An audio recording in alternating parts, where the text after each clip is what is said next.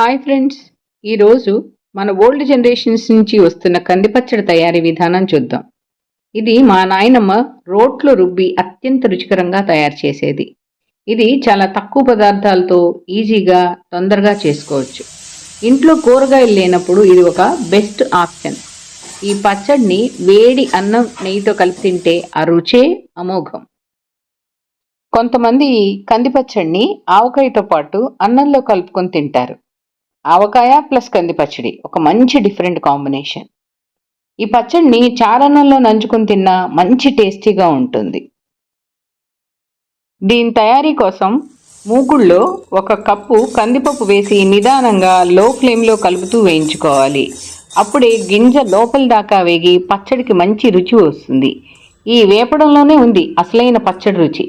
ఇది సరిగ్గా వేగడానికి మనకి 10 నుంచి 12 నిమిషాలు పడుతుంది.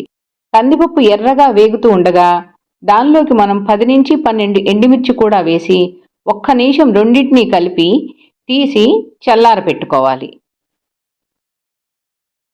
ఇప్పుడు మిక్సీ జార్లోకి కొంచెం చింతపండు, వేగిన మిరపకాయలు, 10 నుంచి 12 వెల్లుల్లి రెబ్బలు, చల్లారిన కందిపప్పు, తగినంత ఉప్పు వేసి మిక్సీ ఆన్ చేసి ఫస్ట్ దీన్ని ఒక పొడిలాగా చేసుకోవాలి. తర్వాత దానిలోకి 1 స్పూను జీలకర్ర వేసుకొని కొంచెం నీళ్లు యాడ్ చేసి మళ్ళీ మిక్సీ ఆన్ చేస్తే మనకి చక్కగా మెత్తగా మెదిగినటువంటి కందిపచ్చడి రెడీ అవుతుంది. ఈ రుచికరమైన కందిపచ్చడి తయారీని మీరు కూడా ట్రై చేయండి. మంచి రుచిని ఆస్వాదించండి.